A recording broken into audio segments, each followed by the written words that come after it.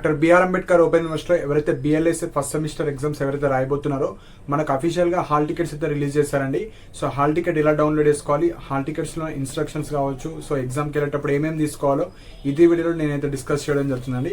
So first point వచ్చేసి మనకు అఫీషియల్గా వెబ్సైట్లో యాక్టివేట్ చేశారు లింక్. ఆ లింక్ కింద మీరు ఏదైతే వీడియో చూస్తున్నారో అక్కడ మోర్ క్లిక్ చేయండి. మోర్ క్లిక్ చేస్తే ఫస్ట్ లింకే బిఎల్ఐసి హాల్ టికెట్స్ అని ఒక లింక్ ఉంటుంది. సో రెగ్యులర్ స్టూడెంట్స్ కావచ్చు, బ్యాక్లాగ్స్ ఎవరన్నా ఫస్ట్ సెమిస్టర్ ఉంటే వాళ్ళు కూడా అందులోనే ఓపెన్ చేసుకోవాలి.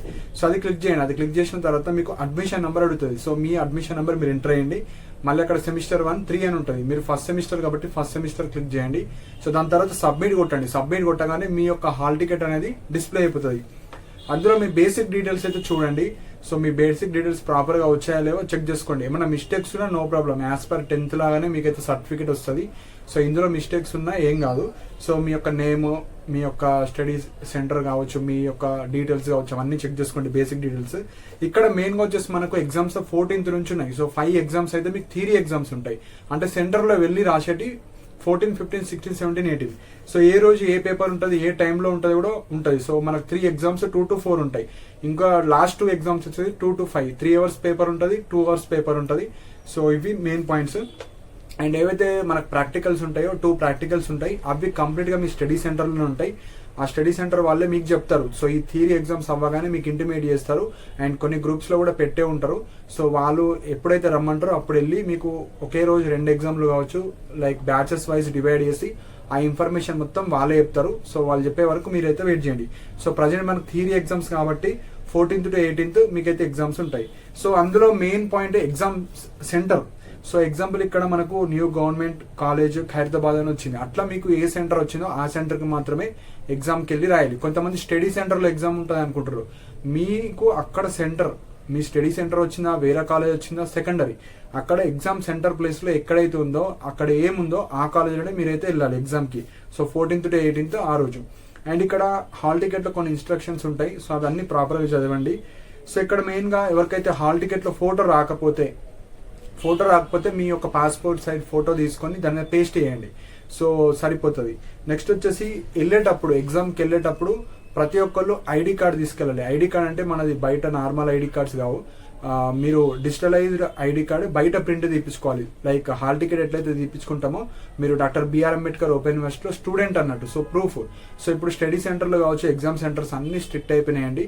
సో మీరైతే ప్రిపరేషన్ స్టార్ట్ చేయండి. సో లూజ్ కావచ్చు, బుక్స్ పెట్టి రాస్తాను, కాపీ కొడతానంటే కుదరదు. స్ట్రిక్ట్ అయిపోయినాయి. ఎందుకంటే ఇవి గవర్నమెంట్ జాబ్కి ఎలిజిబుల్ అయ్యే కోర్సెస్ కాబట్టి స్ట్రిక్ట్ అయిపోయినాయి.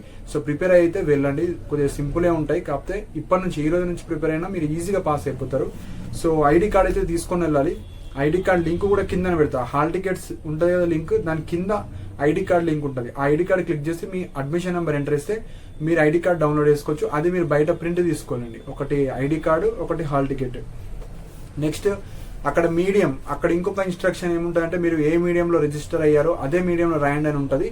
కాకపోతే మనకు మ్యాండేటరీ ఏం కాదు. అఫీషియల్గా అయితే మనకు రాయొద్దని ఉంటుంది. కాకపోతే రాసుకోవచ్చు, నో ప్రాబ్లం. మనకి ఎవరైతే కోర్స్ కోఆర్డినేటర్ ఉంటారో లైక్ ఆల్ ఓవర్ తెలంగాణలో, సో లైక్ రాజిరెడ్డి సార్ గారు, సో మనకు అంబేద్కర్ ఓపెన్ యూనివర్సిటీ నుంచి అఫీషియల్గా సార్ వాళ్ళు చెప్తారు. సో మీరు రాసుకోవచ్చు. కాకపోతే యాజ్ పర్ గైడ్లైన్స్ పరంగా రాయొద్దు, కానీ రాసుకోవచ్చు, నో ప్రాబ్లం. మీరు ఇంగ్లీష్లో రిజిస్టర్ అయ్యి తెలుగులో రాసుకోవచ్చు, తెలుగులో రిజిస్టర్ అయ్యి ఇంగ్లీష్లో రాసుకోవచ్చు, నో ప్రాబ్లం. మీరు ఏ లాంగ్వేజ్లో కంఫర్టబుల్లో అందులో రాసుకోవచ్చు. కానీ ఒకే మీడియంలో రాయండి. ఒకటి తెలుగులో రాసి ఇంకోటి ఇంగ్లీష్లో రాస్తుంటే ఫస్ట్ పేపర్ అయితే కామన్గా ఉంటుంది, అది ఇంగ్లీషే అందరికీ. సెకండ్ పేపర్ నుంచి మీరు తెలుగు అయితే తెలుగే రాసుకోండి, ఇంగ్లీష్ అయితే ఇంగ్లీషే రాసుకోండి. మళ్ళీ మిస్ మ్యాచ్ అయితే చేసుకోకండి, ఒకటే లాంగ్వేజ్తో రాసుకోండి. సో ఇది మెయిన్ పాయింట్. నెక్స్ట్ ఏవైతే hall ticket, ID card, pens, so ఏవైతే కావాలో అవి బేసిక్ మీరైతే మీ స్టడీ సెంటర్ లైక్ ఎగ్జామ్ సెంటర్కి ఒక హాఫ్ అన్ అవర్ ముందు వెళ్ళితే సరిపోతుంది. సో ఇవి మెయిన్ పాయింట్స్ హాల్ టికెట్కి సంబంధించినవి. సో హాల్ టికెట్ ఏమైనా ఇష్యూస్ ఉంటే మీరు కింద కమెంట్ సెక్షన్లో మెన్షన్ చేయండి. ఆర్ మీరు official doctor BR Ambedkar open university help desk అయినా మీరు కాల్ చేసుకోవచ్చు ఎవరికైనా హాల్ టికెట్ రాకపోయినా అవి. అండ్ ఎవరైతే ఎగ్జామ్ ఫీజ్ పే చేయలేరో వాళ్ళకైతే హాల్ టికెట్ రాదు, మీరు మళ్ళీ రాసుకోవాలి. అండ్ ఇంకొక డౌట్ రావచ్చు, కొంతమందికి ఎగ్జామ్ రాయడం వీలు కాదు. సో అలాంటి వాళ్ళకి మళ్ళీ ఎగ్జామ్ ఎప్పుడు ఉంటుందంటే సేమ్ నెక్స్ట్ ఇయర్ ఇదే టైంకి ఉంటుంది. సో మళ్ళీ జూనియర్స్ ఫస్ట్ సెమిస్టర్ ఎగ్జామ్స్ రాసేటప్పుడు మీరు రాసుకోవాలి. ఇప్పుడు ఎవరైతే మిస్ చేసుకుందాం అనుకుంటున్నారో నెక్స్ట్ సేమ్ టైం ఇదే టైంలో రాసుకోవాలి. అండ్ మనకు important gun shot question first subject సంబంధించి చేశాను. సో ఎవరైతే ప్రిపేర్ అవుతున్నారో ఆ వీడియో చూడండి. చూస్తే మనకు ఫస్ట్ సబ్జెక్ట్ కొద్దిగా వే ఆఫ్ క్వశ్చనింగ్ వేరేలా ఉంటుంది. ఫస్ట్ 3 యూనిట్స్లో మనకు క్వశ్చన్స్ కావచ్చు ఎట్లా అడుగుతున్నారో అవి ఎక్స్ప్లెయిన్ చేస్తాను.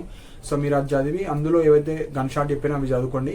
అండ్ ఎవరైతే ఇంగ్లీష్ మీడియం స్టూడెంట్స్ ఉంటారో క్వశ్చన్ టు ఆన్సర్స్ 5 సబ్జెక్ట్స్ సంబంధించినవి లింక్స్ కూడా కింద ఉంటాయి. సో ఇంట్రెస్టెడ్ ఉన్న వాళ్ళు మీరు పర్చేజ్ చేసుకోవచ్చు. Each subject 50 and combo offer ఉంటుంది.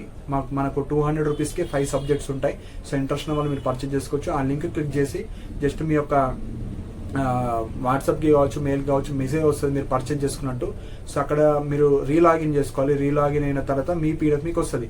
అప్పటికి రాకపోతే నా మెయిల్కి మెసేజ్ చేయండి. సో మెయిల్కి మెసేజ్ చేస్తే మీ పీడిఎఫ్స్ అయితే మీకు సెండ్ చేయడం జరుగుతుంది. అండ్ తెలుగు మీడియం స్టూడెంట్స్ కూడా పీడిఎఫ్స్ అయితే చేయడం జరిగింది. సో ప్రీవియస్గా వీడియో చేశాను, ఆ వీడియో చూడండి. ప్రాపర్గా చూసిన తర్వాత మీరు ఓకే అనుకుంటే తెలుగు మీడియం స్టూడెంట్స్ మీరైతే తీసుకోవచ్చు. సో 2 లింక్స్ ఉంటాయి. సో ఒకే లింక్లో అన్ని సబ్జెక్ట్స్ యాడ్ చేయలేను. ఫస్ట్ లింక్లో 3 సబ్జెక్ట్స్ ఉంటాయి. సెకండ్ సబ్జెక్ట్లో టూ సబ్జెక్ట్స్ ఉంటాయి, 4, 5. సో ఫస్ట్ లింక్ 100 రూపీస్ ఉంటుంది, 3 సబ్జెక్ట్స్ 100 రూపీస్కి. నెక్స్ట్ సెకండ్ లింక్ వచ్చేసి 2 subjects 4th, 5th subjects 100 rupees ఉంటుంది.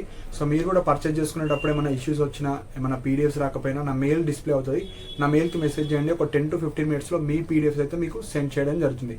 సో ఎవరికైనా ఈ పీడిఎఫ్స్ అర్థం కాకపోతే, లైక్ కొంతమంది 30 ఏజ్, 35, 40 ఏజ్ వాళ్ళు కూడా ఉన్నారు BLICలో. కింద డిస్క్రిప్షన్ నా వాట్సాప్ నెంబర్ ఉంటుంది. కాల్స్ అయితే చేయకండి, కాల్స్ అయితే లిఫ్ట్ చేయను. జస్ట్ మెసేజ్ చేయండి. పీడిఎఫ్ ఇష్యూస్ ఉన్నా, లైక్ ఈ పీడిఎఫ్ పర్చేజ్ చేశాను, సో పీడిఎఫ్ రాలేదు.